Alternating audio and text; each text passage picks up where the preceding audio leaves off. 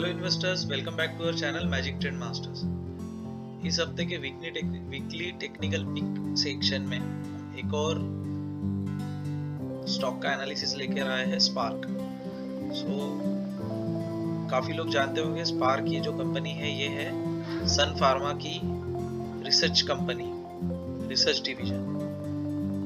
सन pharma तो काफी लोग जानते हैं कि जेनेरिक्स में काम करती है यूएस यूरोप में। इंडिया में सबसे बड़ी कंपनी है सबसे पहली बात तो, और यूएस यूरोप में इनका बहुत अच्छा बिजनेस है, इंडिया में भी बहुत तगड़ा बिजनेस है। इनका अपना खुद का एक स्पेशल रिसर्च डिवीजन है न्यू ड्रग्स फाइंड आउट करने के लिए, ये सब्सिडरी उसमें काम करती है। तो एज यूजुअल हम स्टार्ट करेंगे मंथली चार्ट से। अभी आपको थोड़ा सरप्राइज होगा कि मैंने इस स्पेशल चार्ट पे दो पॉइंटर्स लगा के रखे हैं, दो मार्किंग्स। एक है जुलाई 2023 का, एक है जुलाई 2021 का। तो हम हमेशा जब हम एनालिसिस करते तो हम मंथली चार्ट पर देखते हैं सबसे पहले monthly super trend and magic trend breakout with 50 EMA cross over और क्लोजिंग बेसिस। आप देख सकते हैं जुलाई 2021 में भी वो हुआ था, सेम जुलाई 2023 में हुआ है। नाउ ये मैंने मार्क क्यों किया है, तो मैं यहाँ दिखाना चाहता हूँ कि ये क्रॉसओवर तो मिला था लेकिन फिर थोड़ा ऊपर जाके फेल हो गया। तो हम वीकली चार्ट पे देखने की कोशिश करेंगे कि क्योंकि अगर आपने हमारे पहले के सारे वीडियोस देखे होंगे जिसमें हम बात करते हैं वॉल्यूम और RSI डाइवर्जेंसेस की। RSI डाइवर्जेंसेस बोला मैंने, सो दो टाइप के डाइवर्जेंस हम देखते हैं, क्लासिकल, अनक्लासिकल।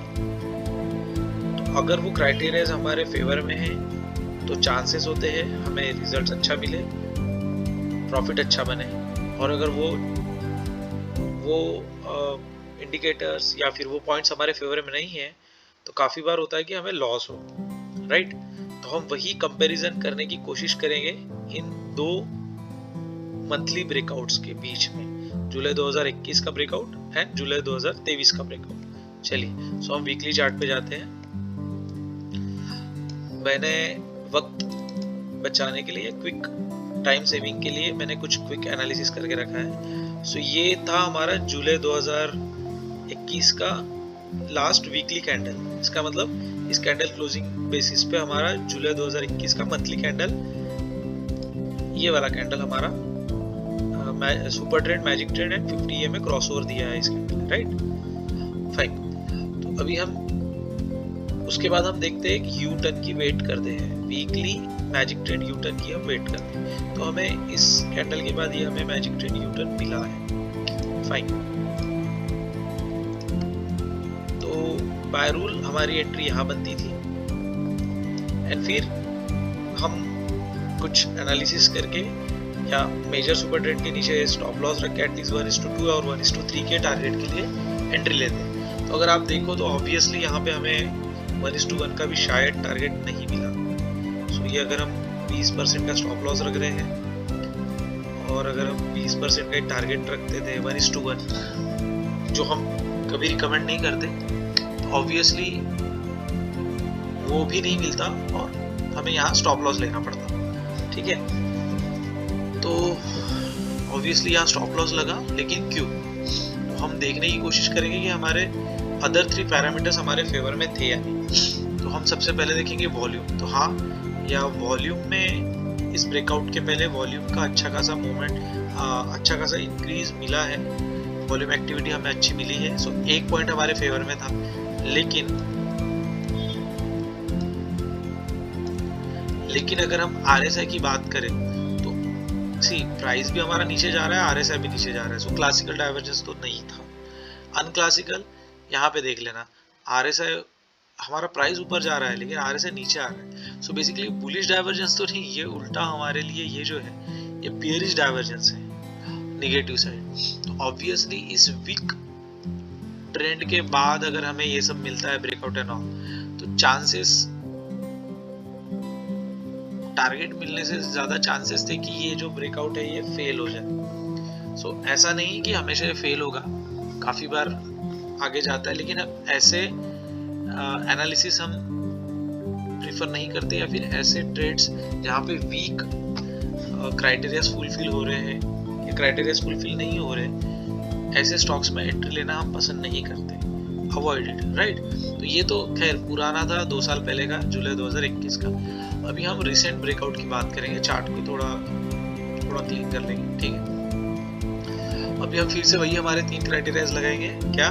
पहला वॉल्यूम, दूसरा classical and non unclassical RSI divergences की बात करें। तो आप देख सकते हो यहाँ पे वॉल्यूम, इस वॉल्यूम एक्टिविटी के बाद फिर से ठंडा हो गया था। नाउ फिर से हमारा वॉल्यूम अच्छा खासा यहाँ इंक्रीज होते हुए दिख रहा है। ये एक अच्छा वॉल्यूम इंक्रीज था, थोड़ा सा फिर बहुत बड़ा डीप आया है, कुछ खास नहीं, एंड इस बॉटम से फिर से वॉल्यूम्स इंक्रीज होने लगे हैं ऑन एन एवरेज। तो वॉल्यूम एक्टिविटी हमारे फेवर में है, एक पॉइंट। नाउ अगर हम RSI की बात करें तो दिख रहा है कि ये प्राइस लोअर लोज बना रहे हैं, बट RSI हायर हाइज बना रहे हैं, higher lows, sorry, RSI higher lows बना रहे हैं। सो क्लासिकल डाइवर्जेंस है। अगर हम इस छोटे अनक्लासिकल डाइवर्जेंस की बात करें, बुलिश डाइवर्जेंस की RSI में, तो वो भी है। अगर आप बोलोगे सर आप ये क्या गलत ले रहे हो, तो चलो हम इसकी बात कर लेते हैं। मैंने कुछ और इंडिकेटर पकड़ लिए, तो इसकी बात कर लेंगे। अगर हमारा प्राइस सेम लेवल पे है बट RSI के पिक्स ऊपर जा रहे हैं, तो भी वो हमारे लिए बुलिश डाइवर्जेंस है, अनक्लासिकल। एनीवे, सो हमारे यहाँ पे तीनों क्राइटेरिया फुलफिल हो रहे हैं, volume activity, classical and unclassical RSI divergence. तो चांसेस है कि ये जो ब्रेकआउट है ये हमें थोड़ा बेटर रिजल्ट्स दे, ठीक है। चलो अभी एंट्री एंड एग्जिट की बात करेंगे। सबसे पहले जुलाई 2021 में, जुलाई 2023 में ये ब्रेकआउट मिला है, तो ये जुलाई मंथ का लास्ट कैंडल है। ऑन वीकली बेसिस में दिखाने की कोशिश कर रहा हूँ। ओके, सो मैं इस कैंडल की बात कर रहा हूँ, ठीक है, मंथली। सो ये हमारा लास्ट कैंडल है, यहाँ पे हमें ब्रेकआउट मिला। इसके बाद हम 2 चीजें देखने की कोशिश करते हैं, या तो हमें मैजिक ट्रेंड का रिजेक्शन पैटर्न मिले या यू टर्न पैटर्न मिले।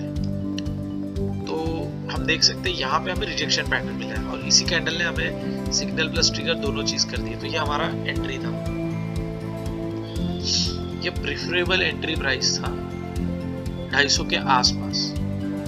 हाँ, हम थोड़ा लेट हो चुके हैं, उसके बाद फिर से उसने हमें यहाँ पे एक और सिग्नल एंड एंट्री दिया है। तो खैर दे रहा है, दुरुस्त है, फिर भी हम कुछ ज्यादा खास दूर है नहीं, अभी भी एक अच्छा ट्रेड बन सकता है। तो यहाँ हमारा रिकमेंडेशन रहेगा कि अगर जो रनिंग प्राइस फिलहाल जो चल रहा है उसे हम पकड़ के हमारे मेजर सुपर ट्रेंड के नीचे थोड़ा सा बफर लेके स्टॉप लॉस रख दे, एंड टारगेट जो है एटलीस्ट 1:2 का लेकर चले। तो पहला टारगेट तो हमें थोड़ा यहाँ लेकर निकलना चाहिए, क्योंकि मेजर हर्डल हो सकता है। तो हम चाहते हैं कि आप लोग 30 to 35% यहाँ पर निकले। फिर भी ये 1:1.2 का रेशियो है, जो बहुत खास नहीं है, जो जनरली हम 1:2 to 1:3 की बात कर दें, बट बिकॉज एक मेजर हर्डल लगता है तो हमें लगता है 30% तो भी प्रॉफिट बुक करना चाहिए, एंड 70% को जो है फिर हमने 1:3 के लिए ऊपर लेकर जाना चाहिए। तो तकरीबन इस 450 से 450 के टारगेट के लिए हम लोग जा सकते हैं। और आप देखो ये जो हमारा है, ये नेक्स्ट जो रेजिस्टेंस जोन है उसके आसपास आ रहा है, ठीक है, इस जोन के आसपास आ रहा है। तो हमें लगता है पहला टारगेट 330 के आसपास, दूसरा टारगेट 430 के आसपास रख के, एंड स्टॉप लॉस हमारा 200 से 1-2 रुपए थोड़ा नीचे रख के हम स्पार्क में इस करंट लेवल पर एंट्री कर सकते हैं एक अच्छी ट्रेड के लिए। और अगर आपको लगता है स्टॉक काफ़ी अच्छा है तो आप सेकेंड टारगेट पे 70 to 75% पैसा निकाल के बचा 30-35% ऊपर के टारगेट्स के लिए या फिर लॉन्ग टर्म के लिए छोड़ सकते हो। So thank you investor and happy investing, bye.